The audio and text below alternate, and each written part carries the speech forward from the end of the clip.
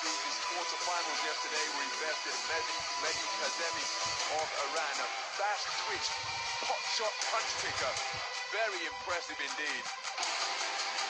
3 wins out of 3 so far after beginning his tournament in the round of 32. In the round of 16, he beat David Negorian, the number 6 seed of Armenia. And now would you please welcome his opponent in the blue corner, from Kazakhstan, Saken Bibosinov. His opponent needs no introduction if you're a fan of IBA-style boxing, because it is Saken Bibosinov, installed here as the tournament's number 7 seed, the 2021 world champion at flyweight, Olympic bronze medalist at flyweight. In the 2024 Olympic Games, he lost to his formidable and fierce rival Hassan Boyduzmatov of Kazakhstan. World Championship bronze medalist in 2019. He's trying to go at least one better than that here today. He won't want a full set of medals either. He's got his design squarely on a second World Championship gold. And in the quarterfinal stage, he from Morocco, Moldova, Kyrgyzstan, Italy, and Afghanistan.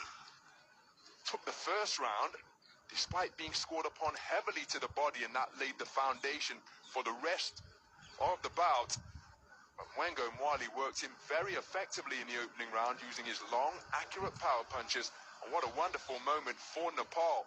And you may recall when we were in Kielce in 2021 for the World Youth Championships, we got quite friendly with the Nepalese coaches, and they were telling us how they were investing in the program, and here those dividends being paid off with their first ever medalist. No, it's fantastic. It's really, really good to see. I do remember that. It was a really good tournament to cover. Everybody was so enthusiastic because it was not quite deepest COVID. We were just coming out of it, but just seeing that collection of athletes all in one place again was just fantastic, wasn't it? I also remember Bibosinov from the 2021 World Championships.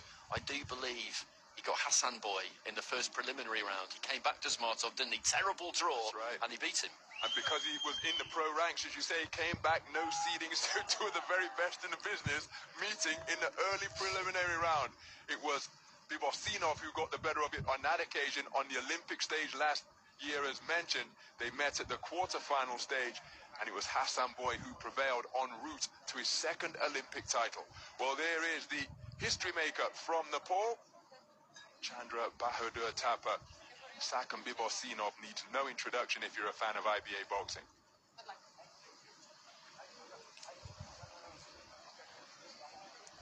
So an intriguing contest in store here, because this man's so correct, so many angles. How will he deal with the blazing explosivity of the man in red, Chandra Bahadur Thapa?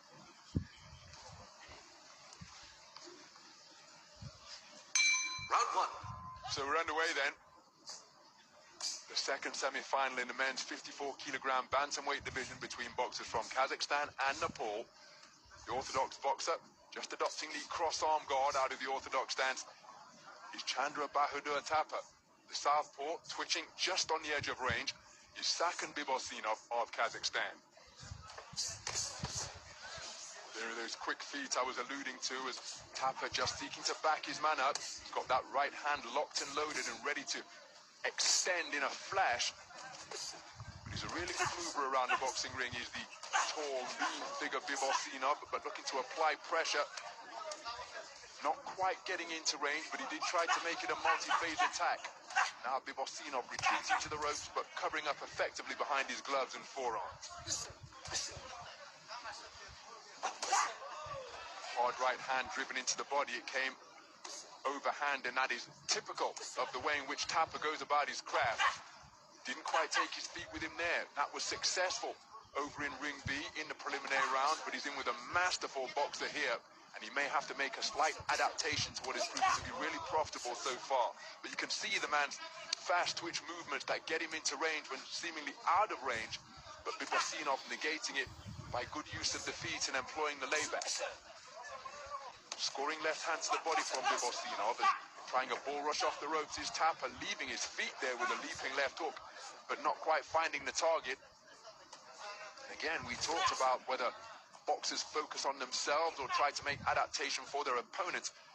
Thapa's trying what's been successful for him during this tournament, but here in this semi-final has been made to miss by millimeters. One of the left hands in that 4-shot cluster did get through from Bibosinov. So he's probably going to have to rethink a little bit here, or take his feet with him to get into range, because the leaping lefts, like a character from a Marvel superhero movie, have just fallen a little short. Now he does get up close and work the body effectively, scoring beneath the elbows of Bibosinov. Quick feet to hunt his man and pin him to the ropes once again, and does score with a little bushel of punches to the body, and he's keeping the attack going. Bibosinov square on the ropes, inviting pressure. Plenty of those shots were blocked by the glove defenses of the man in blue, but some of them did get through downstairs. So Bibosinov on the front foot in search of his get-back, looking to explode that counter right hand off the ropes is Thapa. But Bibosinov hip to it and looking to continue to measure his man with straights. While he's in the corner and he's been picked off and scored upon effectively, Bibosinov embellishing it, raising that left hand to the sky, and a little bit of a skip back to the space of center ring, because he knows those scoring shots without reply were perhaps the best quality of the first 3 minutes. We've got the kind of